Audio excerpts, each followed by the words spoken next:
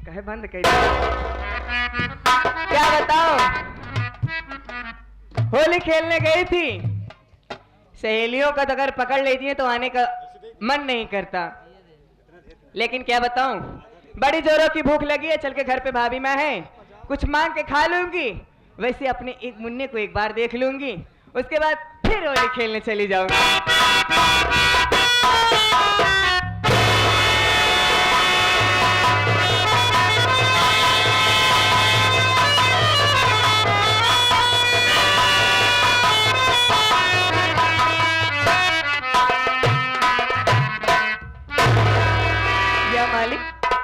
ये मैं क्या देख रही हूं, हमारे घर के सामने गड़ास और उस पर खून लगा हुआ है, और ये खून के छींटे हमारे घर के अंदर से आ रहे हैं।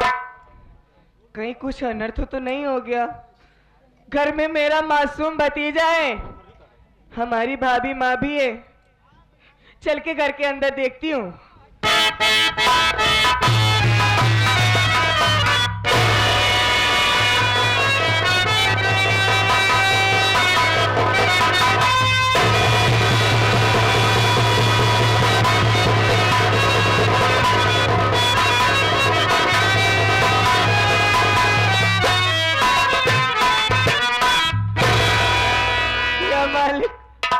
ये क्या हो गया भगवान, आखिर हमारे मासूम भतीजे ने किसी का क्या बिगाड़ा था जो हमारे मासूम भतीजे की हत्या कर दी। हमारी भाभी माँ भी नहीं दिखाई दे रही है, चल के भाभी माँ को ढूंढूंगी और अपनी भाभी को सारी बात बताऊंगी, उसके बाद अपनी बुड्ढे की लाश का कफन दफन करूंगी।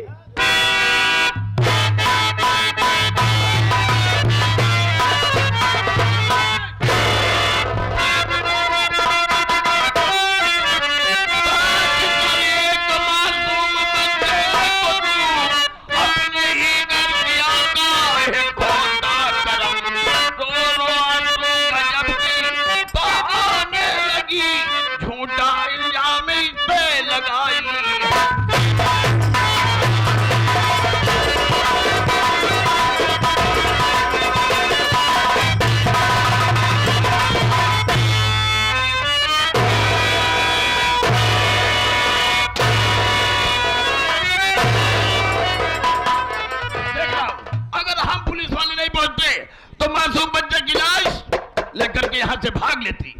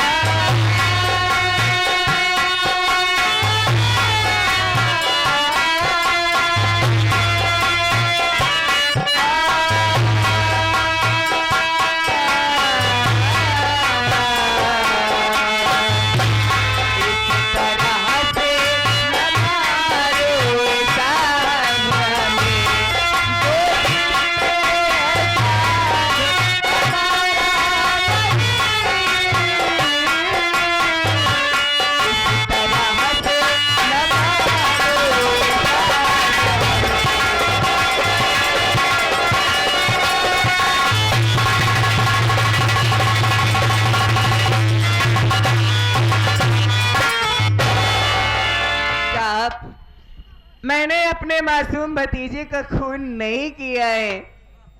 अरे मुझे तो खुद नहीं पता कि ये हमारे घर में आज ही होली के दिन ये कैसे हो गया साहब। मैं निर्दोष हूँ। अपने आप को निर्दोष बनती है। मासूम बच्चे की लाश गोद में मौजूद और हाथ पे गलासा, अभी निर्दोष बन रही है। चौकीदार लगा हथकड़ी ले चल। हमने खून नहीं किया है साहब। आंखों से देख रहा हूँ, सब मौजूद है, खून भी नहीं किया। नहीं डर लग रहा है। मैं मानती हूँ साहब। खून खून करते तो नहीं डर लगा तुम्हें, अब डर लग रहा आपके पाँव पड़ता दरोगा जी में, जेल दीदी को मेरे न ले जाइए। आपसे पूछता साहब करी जोरी करी, मेरी दीदी की खता बतला।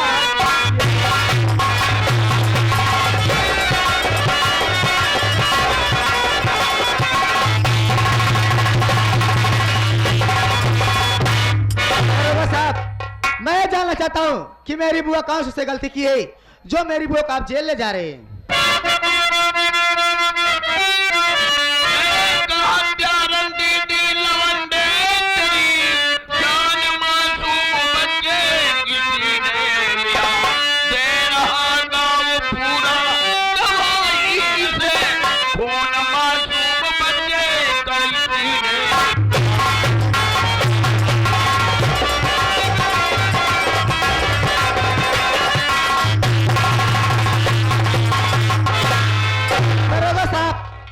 कुछ समझा नहीं, आप क्या कह रहे हैं?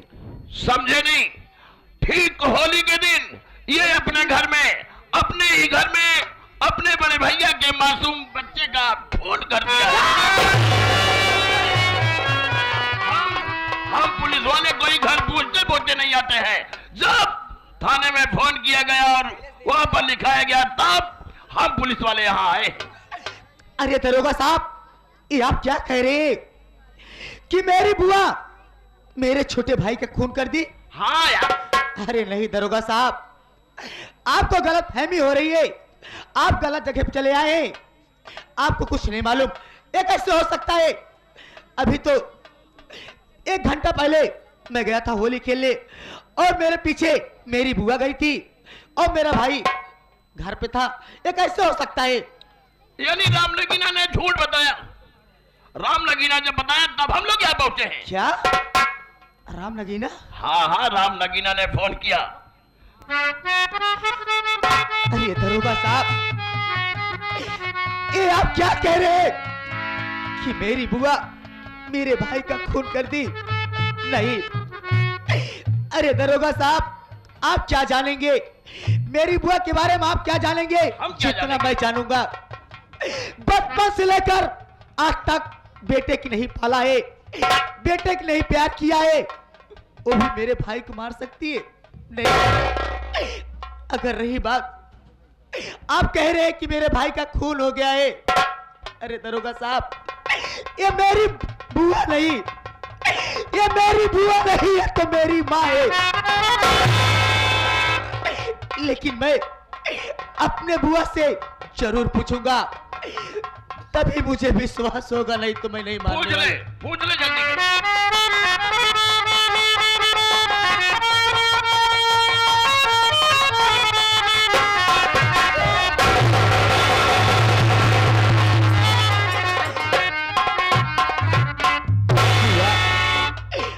आज मैं अपने कानों से क्या सुन रहा हूं कि दरोगा साहब कह रहे, दरोगा साहब कह रहे तूने मेरे भाई का खून कर दिया। क्या ये बात सच है बुआ? बोलो ना। मुन्ना, हमें तो खुद नहीं पता भैया कि आखिर ये सब कैसे हो गया। मैं भी तो तेरे ही पीछे पीछे होली खेलने गई थी भैया। घर में आई तो क्या देखती हूँ, हमारे मासूम भतीजे की लाश पड़ी थी मुन्ना।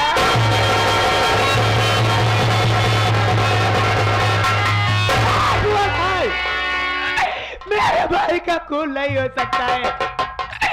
मेरा भाई मुझे छोड़कर नहीं जा सकता है। अरे तुम लोग झूठ बोल रहे हो।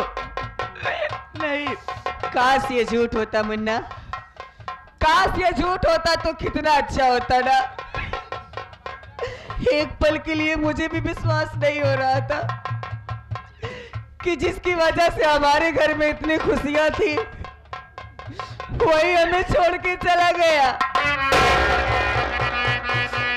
लेकिन ये सच है मुन्ना, हमारा मासूम भतीजा तुम्हारा भाई अब इस दुनिया में नहीं रहा मुन्ना। तुम्हारी माँ का भी कोई पता नहीं है। घर में चारों तरफ देखी मैं, लेकिन भाभी माँ का कोई पता नहीं चला मुन्ना। अपने मासूम भतीजे की लाश को अपनी गोदी में उठा करके रो रही थी, तो इतने में इंस्पेक्टर साहब आ गए। हमारे हाथों में गड़ास और हमारे मासूम भतीजे की लाश देखकर मुझे कातिल समझ लिए मुन्ना। क्या तू भी मुझे कातिल समझता है मुन्ना? नहीं बुआ, मैं कैसे समझ सकता हूँ कि तूने ऐसा कदम उठा सकती है।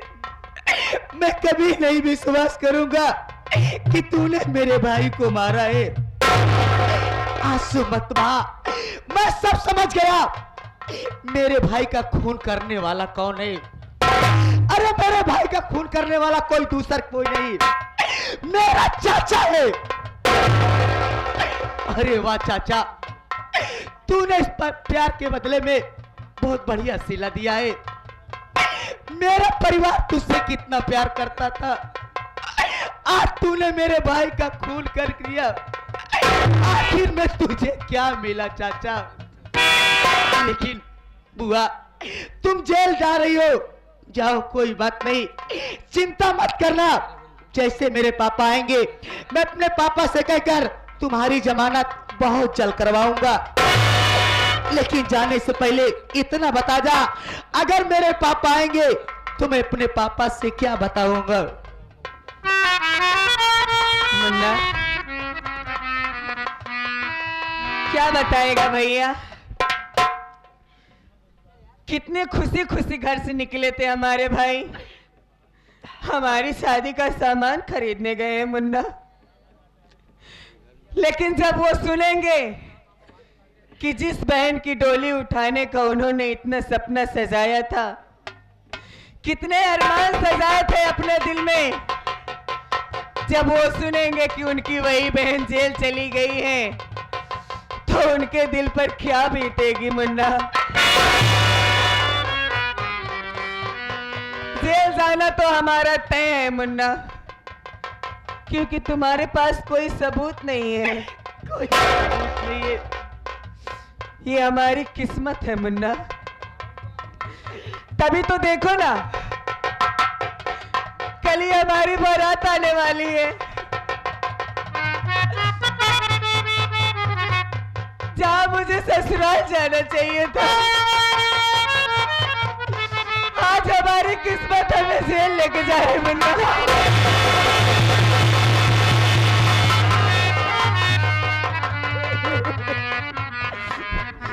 मत रो भैया, क्या करोगे मुन्ना? कितने अरमान सजाए थे हमारे भाई ने,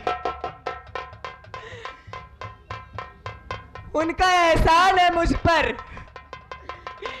इस अभागन को पाल पोस कर सयानी कर दिया, एक परिवार दिया, एक नई जिंदगी दी है मुन्ना। उन्होंने अपना फर्ज निभाया एक भाई होने का, और आज मेरी पारी है मुन्ना। आज मैं अपने बहन होने का फर्ज क्यों ना निभाऊं मुन्ना?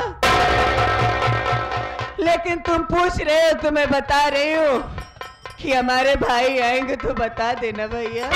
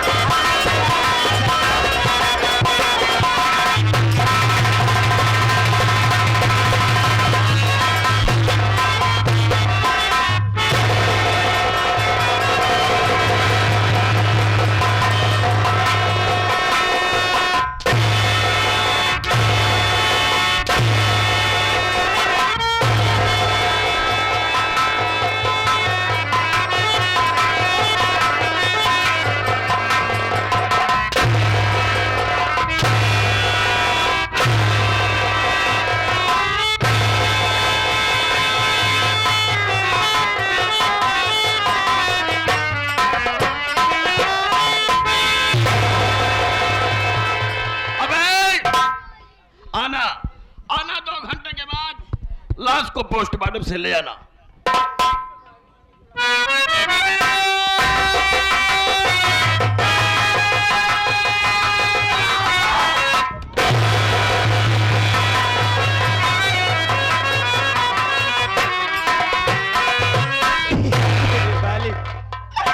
तू कैसी लीला दिखा रहा है? न तो घर पे मेरे पापा है, न तो मेरी माँ है। बुआ थी, वो भी जेल चली गई। इधर मेरे मुन्ने का खून हो गया। यहीं पर मेरे घर में खूनी होली हो गई। भगवान, मैं क्या करूं? सबसे पहले चलता हूं, अपने मुन्ने की लाश ले आता हूं। अब तो तेरा ही सहारा है ऊपर वाले।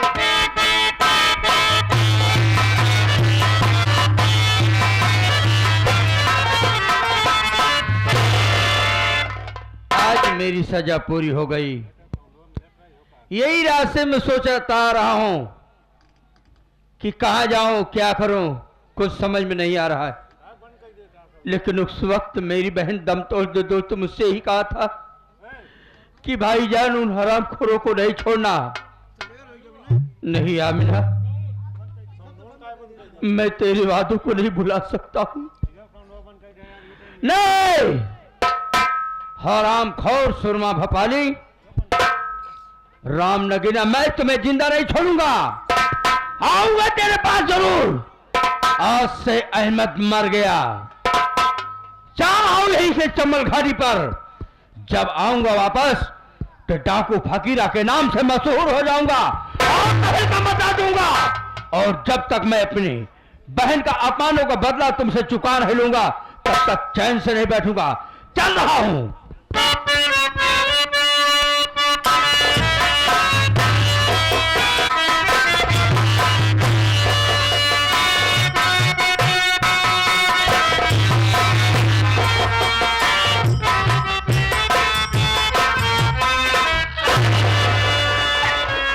भगवान, मैं तो अपने मुन्ने की लाश लेके चला आया, लेकिन मैं क्या बताऊं, मेरे पास तो एक पैसा नहीं है कि मैं अपने मुन्ने का कफन दफन कर सकूं। मैं कहां से करूं मालिक? या भैया बाबू लोग, या माई बहनिया, आप लोग हमारी मदद कर दे ताकि मैं अपने मुन्ने को कफन दफन कर सकूं।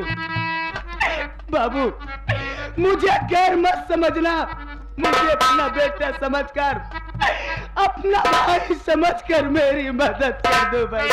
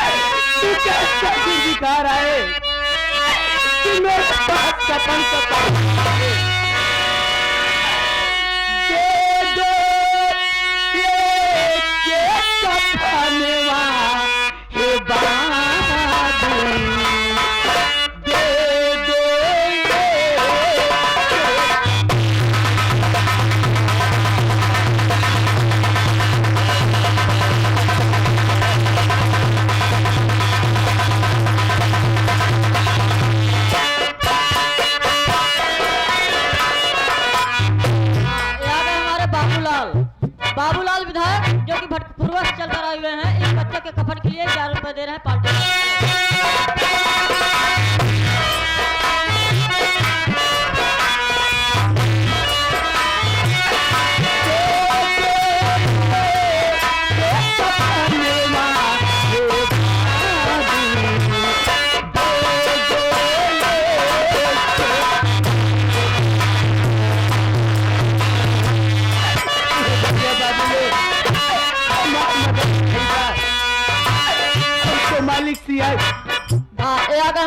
आदरणीय माननीय श्री लल्लू यादव इस बच्चे के कफन के लिए 51 रुपए दे रहे हैं।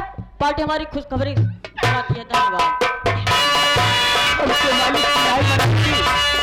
चलो दिन हमसे बेटे के पहुंचना, इस दिन भगवान के जाना।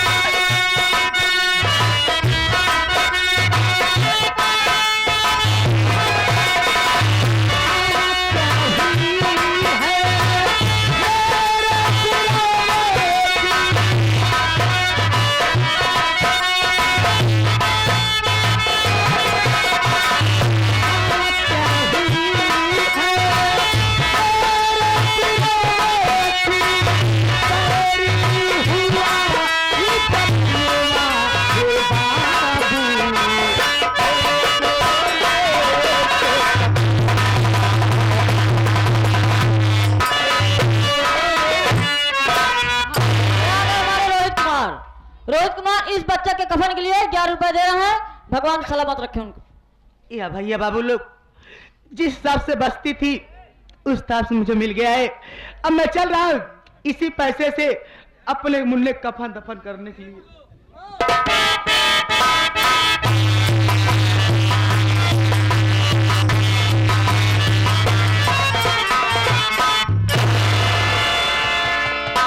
कहाँ जा रहे हो मुन्ने को लेकर के बेटे राजू? पापा, पापा, जो अपना मुन्ना इस घर में खुशियां लाया था, आज यही अपना मुन्ना, यही अपना मुन्ना इस दुनिया में नहीं रहा। ये सब कैसे हो गया राजू? मैं तो होली खेलने गया था। जब होली खेल के आया घर तो क्या देखा कि अपने घर पे पुलिस आई थी और मेरी बुआ के हाथों में हथकड़ी लगी थी। मैं दरोगा साहब से पूछा, दरोगा साहब मेरी बुआ के हाथों में क्यों हथकड़ी लगाए, क्यों जेल ले जा रहे? दरोगा साहब बोले तेरी बुआ हत्यारा इस मुन्ने का खून कर दिया है। लेकिन पापा मेरा दिल कह रहा है कि मेरी बुआ मेरे भाई को नहीं मार सकती है। लेकिन बता कि तेरी माँ कहाँ है? पापा मेरी माँ का तो कोई पता नहीं है, न जाने कहाँ है, मुझे कुछ नहीं मालूम। ये क्या सुनाया कि तेरी माँ का घर में पता नहीं है? इधर मुन्ने की लाश पड़ी है, हाँ। उधर तेरी बुआ जेल में है। या मेरे मालिक, ये मैं कानों से क्या सुन रहा हूं? क्या सोचा था क्या हो गया? कल बहन की बारात आने वाली है, क्या जवाब दूंगा उन्हें? क्या दुनिया वालों के सामने मुंह दिखाऊंगा? ना, आज ही उन्हें फोन करके मना कर दूंगा कि मैं अपनी बहन की शादी नहीं करूंगा। बेटे राजू, हाँ पापा। चलो सबसे पहले मुन्ने का अंतिम संस्कार करते हैं, उसके बाद तेरी माँ का पता लगाता हूँ। ठीक है। और जितनी जल्दी हो सकेगा मैं तेरी बुआ को जेल से छुड़ा के घर लाऊंगा। चलो बेटे।